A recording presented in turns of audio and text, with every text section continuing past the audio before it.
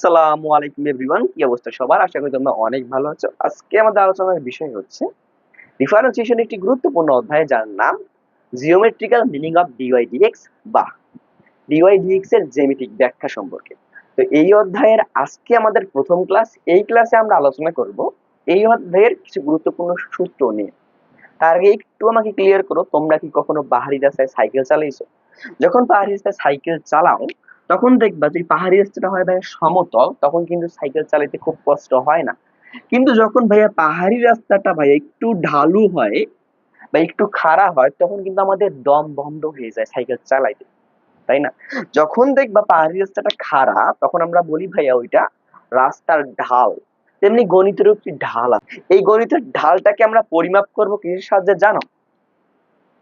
Dy dx এর সাহায্যে।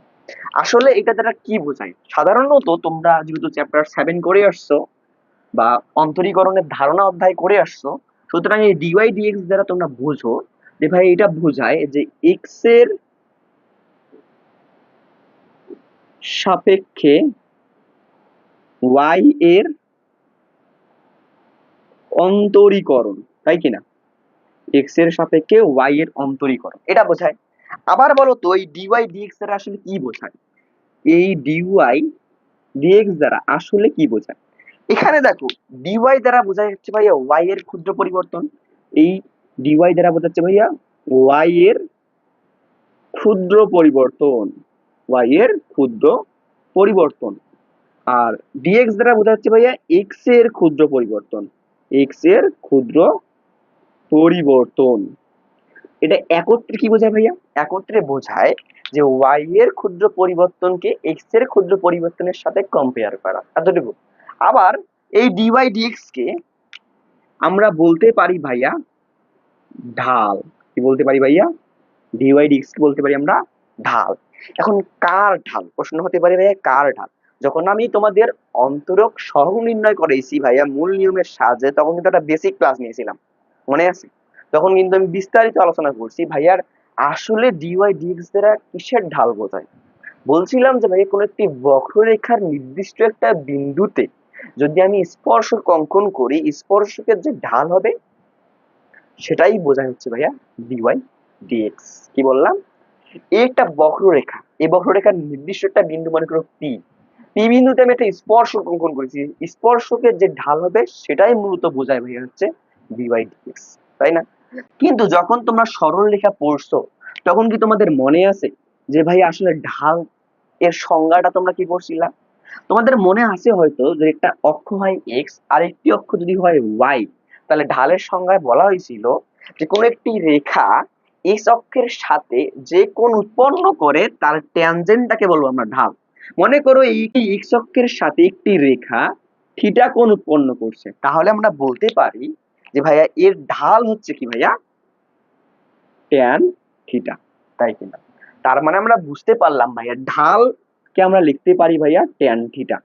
তার মানে আমরা বুঝলাম ভাইয়া ঢাল ইজ ইকুয়াল হবে ভাইয়া ট্যান থিটা। আর যদি রেখাটা হয় বক্ররেখা তাহলে আমরা এই ট্যান থিটা ইজ ইকুয়াল কি লিখতে পারি বলো তো? Dy dx. এতটুকু তো ক্লিয়ার নাকি? এতটুকু একটু ক্লিয়ার।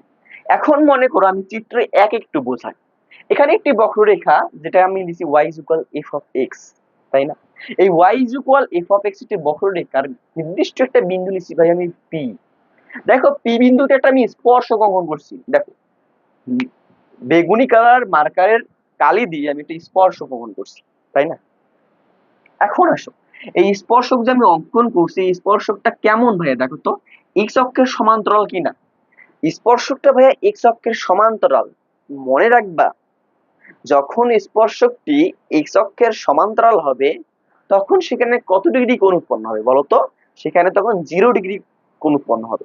যখন সেখানে 0 ডিগ্রি কোণ উৎপন্ন হবে তখন আমরা জানি ঢাল ইজ ইকুয়াল ট্যান থিটা, তখন ট্যান বসবে আর থিটা এর জায়গায় কত বসবে বলতো? 0 ডিগ্রি। তাহলে ট্যান 0 ডিগ্রির মান কত বলতো? ট্যান 0 ডিগ্রির মান হচ্ছে ভাইয়া 0, তাই না? আর যেহেতু এটা ভাইয়া বক্ররেখা সুতরাং আমরা এই বক্ররেখার ঢালটাকে বলবো ভাইয়া কি? Dy dx. তার মানে আমি এখান থেকে বুঝতে পারলাম যে ডিওয়াই ডিএক্স ইকুয়ালস টু 0। এখান থেকেই বুঝতে পারলাম যে dy dx equals to zero. কখন জিরো হবে? যখন কোন একটি বক্ররেখার নির্দিষ্ট বিন্দুতে একটি স্পর্শক অঙ্কন করা হবে এবং স্পর্শকটি যদি x অক্ষের সমান্তরাল হয়, তখন হবে ভাইয়া dy dx equals to zero. এখন আসো হুবহু এইখানে দেখো তো ভাইয়া, এখানে আরেকটি বক্ররেখা নেওয়া হয়েছে যেটা y equal F of x, তাই না? এই নির্দিষ্ট একটি বিন্দু P, তো P বিন্দুটার স্পর্শক অঙ্কন করা আছে, কিন্তু স্পর্শকটা দেখো এবার x অক্ষের সাথে ভাইয়া কি অবস্থায় আছে? লম্ব অবস্থায় আছে, x অক্ষের উপর লম্ব অবস্থায় আছে। তাহলে x অক্ষের উপর যদি এটা লম্ব অবস্থায় থাকে, তাহলে বলো তো, আমরা জানি ঢাল সমান tan থিটা, থিটা এর জায়গায় এখানে কি বসবে? 90 ডিগ্রি কিনা? অবশ্যই 90 ডিগ্রি, যেহেতু লম্ব তার মানে 90 ডিগ্রি। tan 90 ডিগ্রি মান কি বলতো? ইনফিনিটি।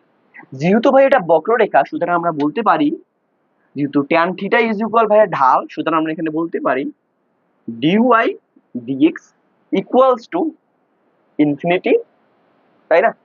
আমরা এখানে লিখতে পারি যে dy dx ইকুয়ালস টু অসংজ্ঞায়িত ইনফিনিটি, তাই কি? ঠিক তাই। এখন আসলে এইটাই দেখো তো ভাইয়া, এখানে যে ঢালটা আমরা নির্ণয় করব তার জন্য কি তথ্য দেওয়া আছে? এখানে দেখতেছি ভাইয়া স্পর্শকটা x অক্ষের সাথে কত ডিগ্রি কোণে আছে? 45 ডিগ্রি। তা আমরা জানি ঢাল সমান কি? tan থিটা, থিটার জায়গায় কি বসবে? 45। tan 45 ডিগ্রি মান কি? tan 45 ডিগ্রি মান ভাইয়া কি? 1। তাহলে বলো তো, যেহেতু এটা বক্ররেখা, তাহলে আমরা লিখতে পারি dy dx ইকুয়ালস টু 1। তাহলে আমরা এখানে লিখতে পারি ভাইয়া dy dx ইকুয়ালস টু 1। তাহলে এইখান থেকে তুমি একটু লক্ষ্য করো, একটু ফিল করো, মনে করো ভাই একটা রাস্তা, স্পর্শক যে আমি অঙ্কন করছি এটা রাস্তা। যদি ভাই এটা রাস্তা হয়, দেখো তো রাস্তাটা কি ভাই সমান্তরাল না? এক্স অক্ষের সমান্তরাল না?